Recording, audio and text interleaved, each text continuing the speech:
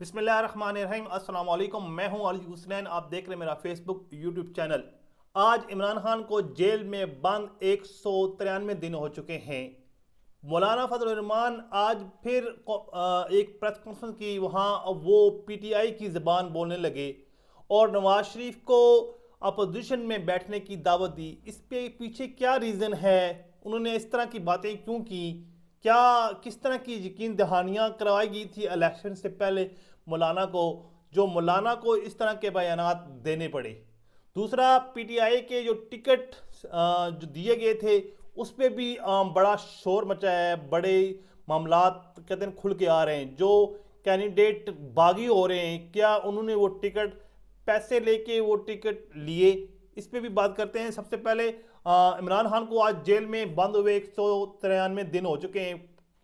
कौम कहते हैं एक बुज़दिल कौम का एक बहादुर लीडर, कहते हैं ना हक 180 से ज़्यादा केस है इमरान खान के ऊपर जो लगे हुए हैं। साइफर कोर्स जिसकी वो वैल्यू कोई नहीं है। इद्दत का केस जो एक खातून का जिसके साथ जिसकी बीवी का गवाही लिए बगैर फैसला सुना दिया गया। तमाम के तमाम फैसले उजलत में सुनाए गए, ना इन्हें सुना गया।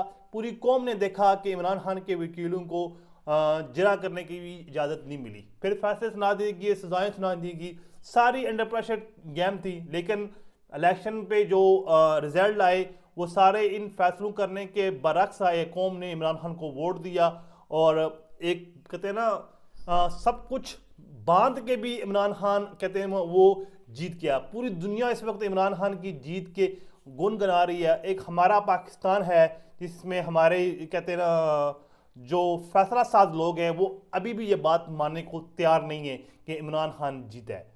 मौलाना फजल रहमान को इलेक्शन से पहले सीट एडजस्टमेंट और बहुत सी यकीन दहानियाँ करवाई गई थी कि आपको इलेक्शन के बाद आपको और आपकी फैमिली को नवाजा जाएगा। लेकिन हुआ इसके बरक्स, क्योंकि जेयूआई की सिर्फ 2 सीटें हैं और पूरा वो कहते हैं उनका बेटा भी हार गया, उनका भाई भी हार गया, उनका समधी भी हार गया, उनके और पार्टी के बड़े अहम कारकुन जो पिछली दफ़ा बड़े इमरान खान पे गर्द बरसे थे वो भी हार गए, सिर्फ और सिर्फ नून लीग की वजह से। अगर नून लीग इनके साथ सीट एडजस्टमेंट कर लेती तो ये लोग जीत जाते शायद, लेकिन जीतने के कोई दूर दूर तक कोई चांस नहीं थे। लेकिन मौलाना को यकीन दहानी कराई गई थी कि आपको हम हुकूमत में आए तो आपको सदर पाकिस्तान बनाया जाएगा। मौलाना सदर पाकिस्तान बनने के लिए बड़े अरसे से ताबड़तोड़ कोशिशें कर रही हैं।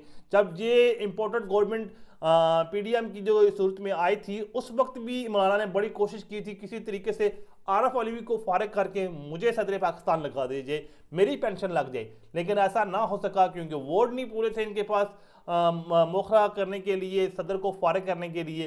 फिर अब इन्हें यकीन दिलाने की कराई की थी, लेकिन जब इनकी सीटें नहीं थी तो शहबाज शरीफ से इनकी कल जो मुलाकात हुई है तो शहबाज शरीफ ने उनको साफ इनकार कर दिया। आपकी 2 सीटें जी बिस्मिल्लाह आए बैठें, वक्त के साथ देखेंगे आपके इन 2 सीटों में से कहीं आपको एक आध छोटी सी वजारत दे देंगे, वरना कुछ नहीं है, अपनी राह लें। सदर वाला तो नाम नहीं, क्योंकि सदर की डिमांड पीपल पार्टी ने कर दी है जरदारी साहब के लिए कि आप ये सीट जो है सदारत की ये आसफ अली जरदारी को दें और पीपल पार्टी इसके अलावा कोई आईनी ओहदा नहीं लेगी। वो क्यों नहीं लेगी, वो कल भी मैंने अपने एक ब्लॉग में बताया था कि पीपल पार्टी इस गेम पे है कि जो भी आगे आने वाला मुल्क पे जो गंद फैलेगा वो सिर्फ और सिर्फ नून लीग के मुंह पे ही थपा जाए। कल इमरान खान बरी हो जाता है, बाहर आ जाता है, तो जाहिर बात है जिस तरह की धांधली और ये सारे मामलात हुए हैं इस पे एहतजाज होगा। ऑलरेडी जमात इस्लामी और मौलाना ने एहतजाज की तहरीरें चलाने का फैसला कर लिया है, तो ये सारा कुछ होगा। तो जाहिर बात है पीपल पार्टी अदम एतमाद की पोजीशन में होगी। वो कहेंगे हम तो गवर्नमेंट में नहीं है, हमने तो जमहूरियत को आगे चलाने के लिए आपको वोट दिए थे। लेकिन अभी कहते हैं ना मौलाना को इसलिए उन्होंने ये कहते हैं ना जब ज्यादती होते देखा ना तो उन्होंने कहा है कि हम पीटीआई के साथ चलने के लिए तैयार हैं। पीटीआई के साथ हमारा जो झगड़ा है वो जिस्मों का नहीं है, दिमाग का झगड़ा है। आने वाले वक्त में हमारा ये मामलात भी ठीक हो जाएंगे, क्योंकि उन्हें लग रहा है जो इनकी पोजीशन है ये ठीक होने वाली नहीं है। मौलाना को अपनी नहीं अपनी आने वाली नस्लों की भी सियासत का सोचना है। अगर यही हालात रहे तो उनके ख़ानदान की सियासत ख़त्म हो जाएगी।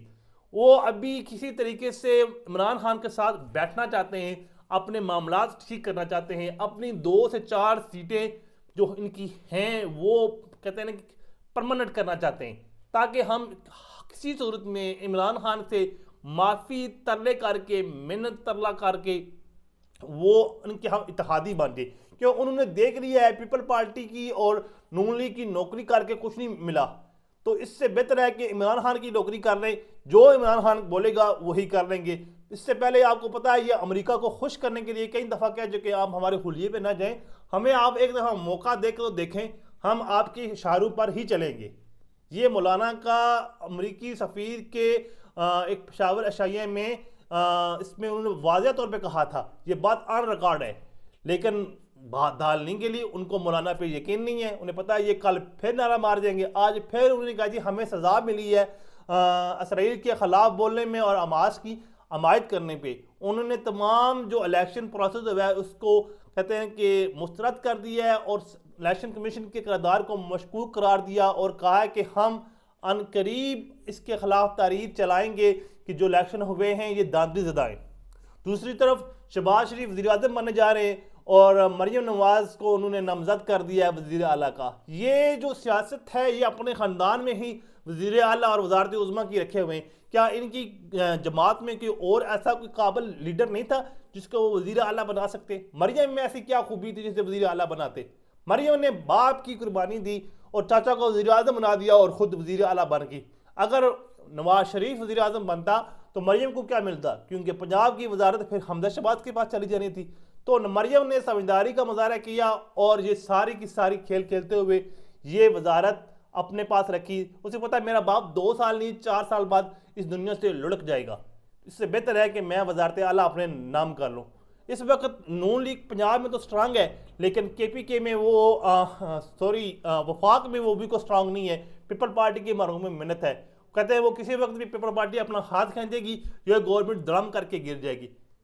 जब ताकतवर हल्के इस वक्त जब तक उनका हाथ इनके ऊपर है, सारी बात ताकतवर हल्के भी अपनी कुर्सियों पे बैठे उस वक्त तक जब तक उनकी टाइम पीरियड है। जब उनका टाइम पीरियड खत्म होया नए लोग आएंगे तो वो पता नहीं किसके ऊपर हाथ रखेंगे, ये आने वाला वक्त ही बताएगा। मुझे दीजिए इजाजत, नेक्स्ट वीडियो में दोबारा मिलते हैं। अल्लाह हाफिज़।